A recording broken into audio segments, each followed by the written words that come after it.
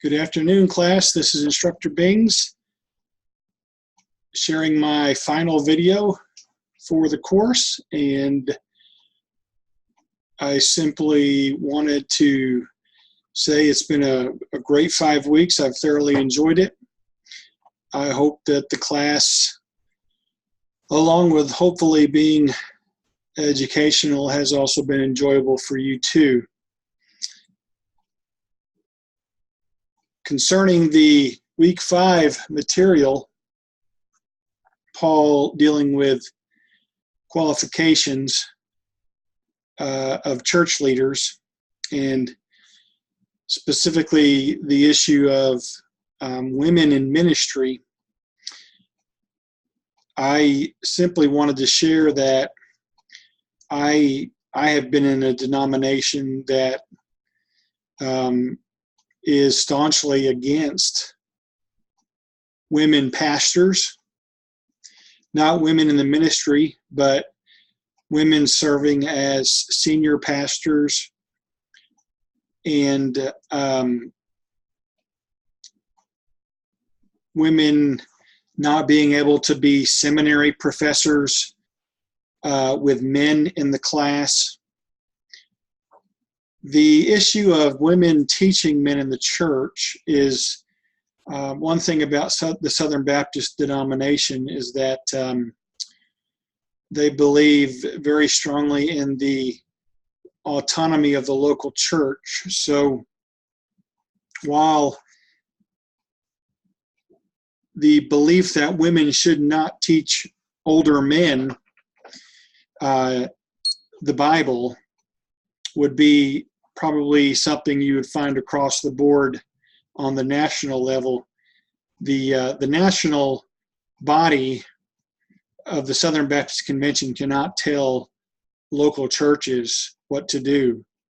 Each local church is under the authority and headship of Christ, and so while most churches would agree with that, you will find Southern Baptist congregations where women are teaching men, and there are a few where they have called a woman pastor. My personal view on that is, I would say, evolving, and I really like Manfred Brock's book and the great exegesis he brings out in the scriptures. This was the first time that in teaching this course I had this textbook. We had used another textbook previously, so I really like Mr. Brock's thorough exegesis of the scriptures, and I've also discovered, and I was going to show you, I've also discovered, give me a moment here.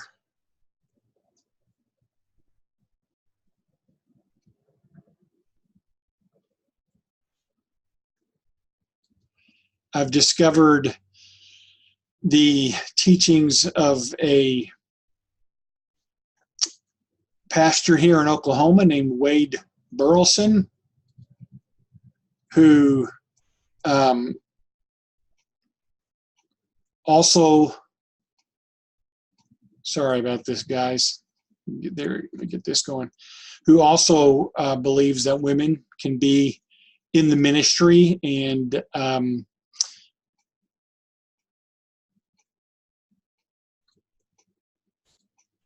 I would assume that that would also mean he believes they could be pastors, senior pastors. I have not actually read that yet by him, but I'm thinking he would agree with that. And then I wanted to, I was going to show you his blog site. So what I'll do is I'll put that up in the news section of the course homepage. And then I wanted to show you, if you enjoy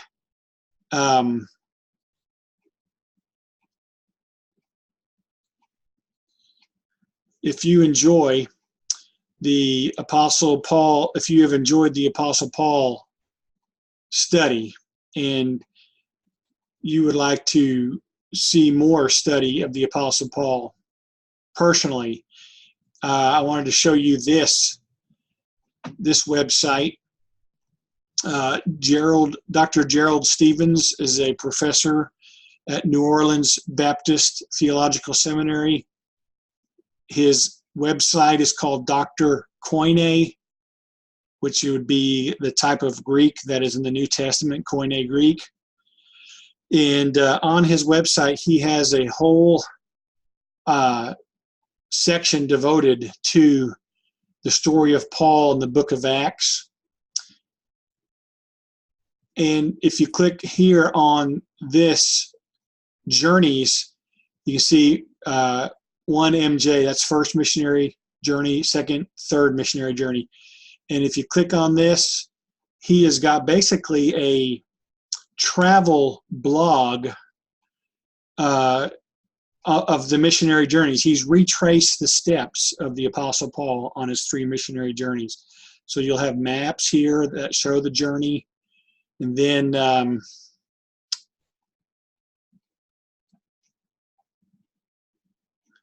there are videos too. I'm not seeing those right now. Okay, I see what you have to do here. You have to, once you pull down the menu with the 3 missionary journeys, it'll bring up a sidebar, and like on the first missionary journey, it'll bring up one that says Cyprus. And so you click on all these here, and like here, Cyprus, there's a blog, Rowan's Road, St. Paul's Well. So he has pictures of places on Cyprus, and then he also has videos like right here. So it's really like a travel, I would call it a travel teaching log that he offers for people to see for free. So sorry about this. I will also put that link up on the announcements page. If you love to study the Apostle Paul, I absolutely love it. Love the book of Acts. And so I think I shared with you at the beginning of the class that I have a desire that I want to write a book about Paul and how he is not just about his apologetics, but how he himself is a very convincing apologetic for the Lord Jesus Christ and Christianity. And Paul, I believe, along with Jesus, they are keys to dealing with difficult passages that unbelievers will bring up from time to time, such as the slavery issue that we discussed. So if you want to have an area of concentration, I would encourage you to study Paul and learn from him, especially since he's the author of over half of the New Testament. And then, of course, Luke, his gospel, and along with the book of Acts would be things that he gathered as he traveled with Paul. So anyway, class, it's been a great 5 weeks. One more thing I wanted to encourage you to do.